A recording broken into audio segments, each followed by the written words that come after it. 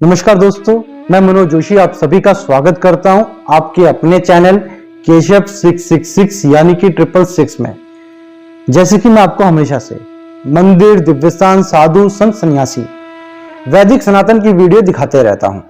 आज मैं एक ऐसे संत के पास आया हूं जो नेचुरोपैथी और आयुर्वेद का प्रचार कर रहे हैं।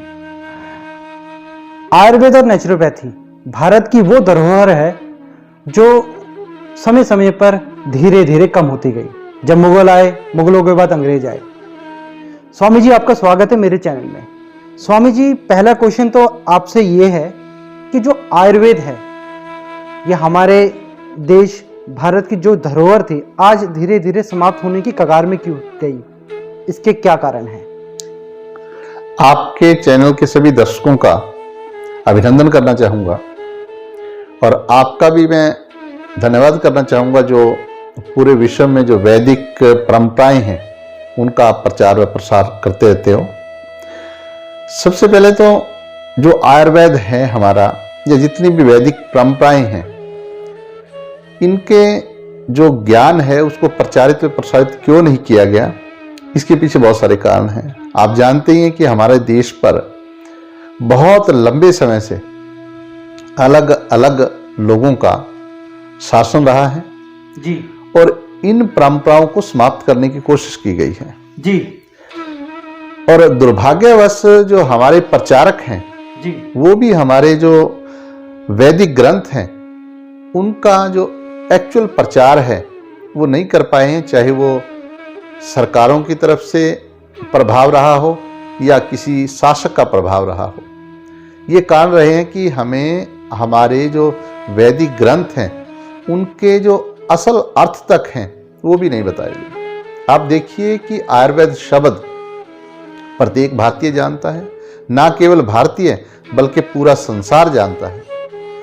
पर जब आप किसी से पूछेंगे कि आयुर्वेद क्या होता है तो 97% इंडियन, भारतीय, हिंदुस्तानी लोग भी आपको नहीं बता पाएंगे। इससे ये बात सामने आती है कि या तो हमारे प्रचार में कहीं कमी है या हमारे समझने में कमी है। और अगर हम अपने वैदिक ग्रंथों, महान परंपराओं की जानकारी नहीं लेंगे तो कैसे संभव हो सकता है कि हम हमारी इस महान धरोहर को प्रचार कर पाएं, लोगों तक पहुंचा पाएं। दुख का विषय तो यह है कि हम जो लोग सनातनी अपने आप को कहते हैं या हम हिंदुस्तानी कहते हैं, भारतीय कहते हैं और संतों, महापुरुषों, गुरुओं की संतान कहते हैं, हम ही अपनी परंपराओं का प्रचार नहीं करते हैं, बल्कि जो परंपराएं बिल्कुल सैद्धांतिक नहीं हैं, वैज्ञानिक नहीं हैं, उनके प्रचार में लगे हुए हैं। हमारी परंपराएं पूरी तरह वैज्ञानिक हैं। आप देखिए आयुर्वेद पिछले लाखों वर्षों से लोगों का इलाज करता आया है। कोई परंपरा, कोई चिकित्सा पद्धति लाखों वर्ष अगर वो इलाज करती आई है तो वो अवैज्ञानिक कैसे हो सकती है जी। हम 200-300 वर्षों से एक नई परंपरा जो एलोपैथी परंपरा है उस पर चल रहे हैं, लेकिन आप सभी जानते हैं कि किसी भी बीमारी का पूर्णतः इलाज करने में आज तक सक्षम नहीं हो पाई है। केवल और केवल इसके द्वारा हम डायग्नोज करते हैं और दूसरा इन्वेस्टिगेशन करते रहते हैं, जबकि हमारी जो परंपराएं हैं इनमें डायग्नोज जो है दर्शन, स्पर्शन और स्पर्श ये अत्यंत कारगर है और जो इलाज की पद्धति है वो पूरी दुनिया इससे इलाज करती रही है और करती रहेगी। अगर हम अपने सिद्धांत को दुनिया तक पहुंचा पाएँ तो फिर से भारत को आयुर्वेद ही नहीं बल्कि सभी परंपराओं का अग्रणी देश माना जाएगा। स्वामी जी, मैं आपसे 2 क्वेश्चन पूछना चाहूँगा। पहला तो ये कि जैसे कि मैं भी कई बार आयुर्वेद की दवा लेने जाता हूँ तो कई बार मुझसे आयुर्वेदिक डॉक्टर कहते हैं कि आप इसको लंबे समय के लिए लो तब ठीक होगा, क्योंकि जो आयुर्वेद की दवा है ये लंबे समय में से सही करती है। और एक आश्चर्य है, मैंने कई लोगों से आपके बारे में सुना भी और आपकी वीडियो भी बहुत देखी है जिसमें आप कहते हो कि आयुर्वेद में कोई दवा नहीं है और कोई बीमारी नहीं होती मनुष्य के शरीर में। ये जो एक राज है, क्योंकि ये एक बहुत ही आश्चर्य है। मतलब कि कोई दवा है ही नहीं आयुर्वेद में, फिर आप कहते हो कि आयुर्वेद से आप कैसे सही करोगे, कौन सी दवा दोगे आप? और दूसरा कि क्या आयुर्वेद शीघ्र से शीघ्र व्यक्ति को सही कर सकता है? जी जी। पहली बात तो ये है कि आयुर्वेद का मतलब कोई दवा होता ही नहीं है। आयुर्वेद जिंदगी का ज्ञान है, अपने आप को जानना, जी, खुद को जानना। जब हम खुद को जान लेते हैं तो हमें वनस्पति को जानना होगा, पेड़ पौधों को जानना होगा, जड़ी बूटियों को जानना होगा, उनसे अपना मिलाप करना होगा। यही बात तो धन्वंतरी जी ने समझाई है। हजारों पेड़ पौधों की नेचर बताई है कि किस प्रकार हम अपनी नेचर से उनको मिलान कर ले ताकि हम स्वस्थ हो जाएं। हमारा आयुर्वेद कहता है कि एक ही औषधि, किसी के लिए अमृत, किसी के लिए जहर। ये जानना है कि मेरे लिए कौन सी अच्छी है। आयुर्वेद तो यहाँ तक कहता है कि आहार ही औषधि है। जो आप खाते हो वो आपकी दवाई है। आप क्या खाएं क्या ना खाएं ये सिद्धांत है। इसको जान लोगे तो आप स्वस्थ होंगे। यही हमारे ऋषि मुनि ने कहा है, जैसा खाए अन्न वैसा होए मन। तो दूसरा जो आपने क्वेश्चन किया कि ये शीघ्र इलाज करता है, आप देखिए एलोपैथी में कोई भी बीमारी हो तो आपको तमाम उम्र मेडिसिन खानी पड़ती है। चाहे आप छोटी सी बीमारी डायबिटीज़ ले लो, आप जोड़ों के दर्द ले लो, आप सर दर्द ले लो, माइग्रेन ले लो, एपिलेप्सी ले लो, कोई भी बीमारी का नाम लो, चाहे वो थायराइड क्यों ना हो, लाइफ टाइम आप मेडिसिन लेते रहते हैं। मतलब क्या है कि बाहर से दवाइयाँ लेंगे, आपके कैल्शियम कम है बाहर से ले लेंगे, आयरन कम है बाहर से ले लेंगे, लेकिन आयुर्वेदा में तुरंत इलाज किया जाता है। आप देखिए आपके शरीर में कोई बड़ी बीमारी आ गई है, अगर आप 3-4 महीने लगातार दवाई लेके उसको जड़ से ख़त्म करते हो तो कौन सा इलाज अच्छा हुआ? जो 3-4 महीने में हो जाता है और परमानेंट हो जाता है। दूसरी तरफ अगर हम एलोपैथ में जाते हैं, तमाम उम्र दवाई भी लेंगे और नए नए रोगों को अपनी ओर आकर्षित करते रहेंगे। तीसरी बात मैं एक विशेष कहना चाहता हूँ कि वो दवाइयाँ नहीं हैं। आप पढ़े लिखे हैं, आप तार्किक हैं, सोचिए जो केमिकल से बनती हैं, जो पॉइजन हैं, उनको हम कंटिन्यू लेते हैं, स्टीरॉयड को कंटिन्यू लेते हैं, लेकिन जो हमारी जड़ी बूटियां हैं ये तो अमृत तुल्य हैं, ये तो भगवान जैसी हैं, ये तो भगवान की कृपा से बनती हैं, खुद भगवान का रूप है। तो इनको लेने से बीमारी कैसे आ सकती है? इनके प्रयोग से कोई साइड इफेक्ट कैसे हो सकता है? इसलिए थोड़ा सा भी अगर हम विवेक से सोचें तो ये जड़ी बूटियां हैं, ना कि कोई दवाई है। तो दवाइयाँ तो बनाई ही नहीं गई, दवाइयाँ तो बाद में जैसे जैसे विद्वान आते गए उनको दवाई का रूप देते गए। अब जो एलोपैथ है वो क्या है? वो भी तो इन्हीं जड़ी बूटियों से मॉलिक्यूल लेकर सिंथेटिक बनाए जाते हैं और हम कहते हैं कि दवाइयाँ बन गई हैं। वो साइड इफेक्ट देती है क्योंकि वो नेचुरल नहीं है, उनका प्रोसेस नेचुरल नहीं है। जब तक हम नेचुरल प्रोसेस और नेचर के साथ नहीं जुड़ेंगे तब तक इलाज नहीं हो सकता। स्वामी जी, मैंने अपने जीवन में बहुत सारे संतों से मिला हूँ, मैंने बहुत सारे संतों से मुलाकात की है, उनका इंटरव्यू भी मैंने लिया है और मैंने बहुत सारी कथाएं देखी हैं। मैंने जब आपकी कथाएं देखी तो मैं एकदम चकित रह गया। आप वैदिक सनातन की बात करते हो, आप नेचुरोपैथी की बात करते हो, आप आयुर्वेद की बात करते हो, आप मानव को कैसे स्वस्थ रहना है उसकी बात करते हो। मैंने देखा कि भारतवर्ष में इस प्रकार की कोई कथाएं नहीं करता। मैं स्वामी राजीव शरण जी जो एक इकलौते ऐसे संत हैं जो इस पर कथाएं कर रहे हैं और जनमानस तक भारत की जो हमारी संस्कृति है उसे लेकर जा रहे हैं। तो स्वामी जी, ये कथाएं करने का कैसे आपने सोचा और ये कथाएं जब आप करते हैं तब आप लोगों तक क्या क्या संदेश पहुंचाते हो?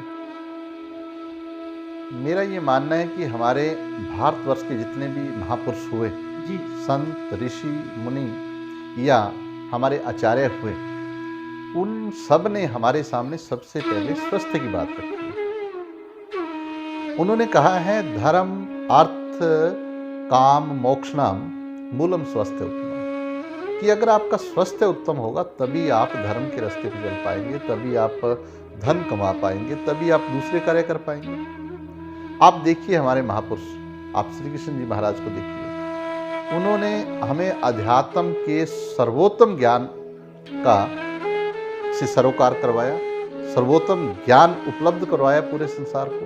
लेकिन जब हम गीता पढ़ते हैं तो उसमें सबसे ज़्यादा उन्होंने सेहत कैसे ठीक रखनी है, स्वास्थ्य कैसे उत्तम रखना है, किस प्रकार जीवन जीना है, इस पे जोर दिया। आप हमारे वेद देखिए, हमारे 4 वेद हैं, उनका एक उपवेद है, बकायदा ऋषि मुनियों ने एक ग्रंथ लिखा है आयुर्वेद का कि किस प्रकार हम बीमारियों को शरीर में ना आने दें, और अगर बीमारियां आ गई हैं तो उनका निदान कैसे करें, उनको जड़ से समाप्त कैसे करें। ना केवल शारीरिक बल्कि मानसिक व आध्यात्मिक तौर पे भी कैसे स्वस्थ रहें, ये ज्ञान भी हमारे ऋषि मुनियों ने दिया। मैं ये कहना चाहता हूँ कि सभी धर्म ग्रंथों ने सबसे पहले शरीर और संसार में कैसे सुख प्राप्त करें, कैसे शांति आए, इस पे जोर दिया है। और हम क्या करते हैं, हम केवल और केवल अध्यात्म की वो बातें जो बहुत गहरी बातें हैं उनको जीवन में ना लागू करके केवल और केवल हम धर्म ग्रंथों को धार्मिक पुस्तक बना के पूजना शुरू कर देते हैं। जबकि हमारे ऋषि मुनियों महापुरुषों ने, आप देखिए श्री कृष्ण जी ने, रामचंद्र महाराज जी ने हमें जीवन जी के दिखाया, हमें समझाया कि इस प्रकार हमें जीवन जीना है। और वो सारे जो तौर तरीके हैं, वो सारी शिक्षाएं हैं, वो हमें वो लिख कर दे के गए हैं, जीवन में कैसे जीना है वो बता के गए हैं। लेकिन हम उनके जीवन को नहीं देखते हैं, हम उन्होंने जो हमें ज्ञान दिया उस पर नहीं चलते हैं, बल्कि हम अपने स्वार्थ के कारण अपने मठ, अपने जगह जगह अपने स्थान बनाकर लोगों को सिर्फ और सिर्फ उनके नाम से अलग अलग संस्थाएं करके हम कलेक्ट करना शुरू कर देते हैं, धन एकत्रित करना शुरू कर देते हैं, जो कि बड़ा दुखदाई और बड़ा ही कष्टदायी है। क्योंकि उनका जो उपदेश है उसका कोई मूल्य नहीं है। उनका जो संदेश है, कैसे हम जीवन को धन्य बना सकते हैं, कैसे हम दुखों से दूर हो सकते हैं, कैसे सुखों की प्राप्ति कर सकते हैं, ये उपदेश तो हमें चाहिए था कि हम पूरे संसार में फैला दें, लेकिन उसकी किसी प्रकार की बात नहीं करते हैं। इसलिए मैं काफ़ी लंबे समय से इन धर्म ग्रंथों से मार्गदर्शन लेता रहता था।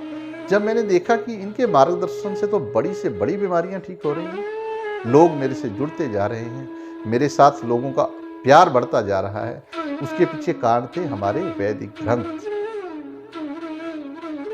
उन ग्रंथों का ज्ञान कि किस प्रकार हम जीवन में सच्चाई पर चलते हुए, वो असूलों को लागू करते हुए, कुदरत की जानकारी लेते हुए खुद को भी स्वस्थ कर सकते हैं और पूरी दुनिया को सुखमय बना सकते हैं। तो इसीलिए हमने धर्म ग्रंथों में जो सच्चा उपदेश दिया गया, जैसे आप कृष्ण जी का गीता का उपदेश देखिए, कृष्ण जी कहते हैं कि सबसे बड़ा उपदेश, सबसे गूढ़ ज्ञान, सबसे उत्तम ज्ञान, सबसे पवित्र ज्ञान, सबसे ऊंचा ज्ञान क्या है?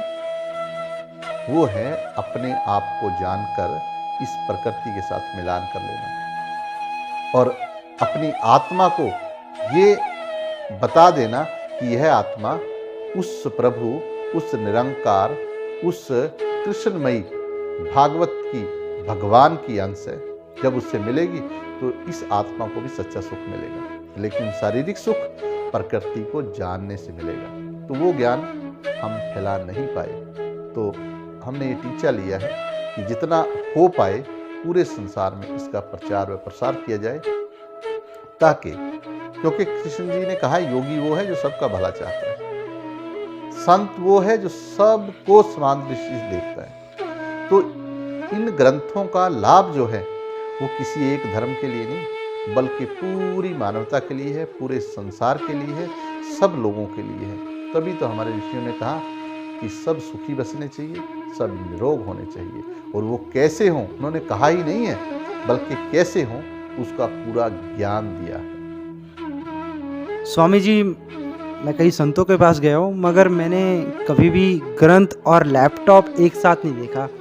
इसके बारे में भी थोड़ा सा बता दो, क्योंकि ये एक मेरे दिमाग में भी, मैं जब इंटर हुआ था तो ये प्रश्न था कि साथ में एक लैपटॉप भी रखा है और ग्रंथ भी रखा है। देखिए सब, जब आप हमारे सिविलाइजेशन को देखोगे, जो वैदिक सिविलाइजेशन थी, ये विश्व की सबसे बड़ी सिविलाइजेशन है और इतनी प्रोग्रेस हुई है कि हम अभियान की चरम सीमा तक पहुंचे हैं। और जो अभी मैं आपसे बात कर रहा था स्वास्थ्य की, श्री कृष्ण जी ने कहा है कि जो बात मैं बता रहा हूँ, भाव श्री कृष्ण जी महाराज बता रहे हैं, वो क्या है?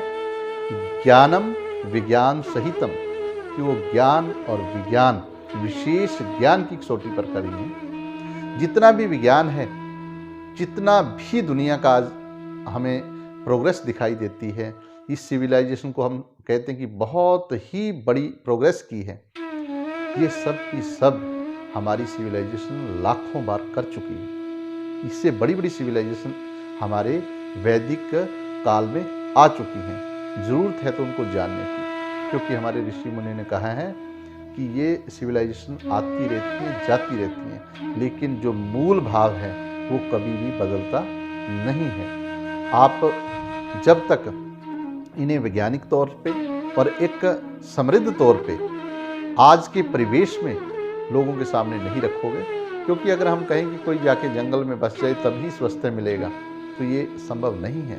हम अपने घर में रहते हुए, अपने काम करते हुए, प्रोग्रेस करते हुए किस प्रकार अपने मन को शांत रखें, व निर्मल रखें, निर्लेप रखें, यही सिद्धांत तो गीता में दिया गया है। आप देखिए श्री कृष्ण जी युद्ध के मैदान में उसको एक पवित्र उपदेश दे रहे हैं, कैसा स्थान है।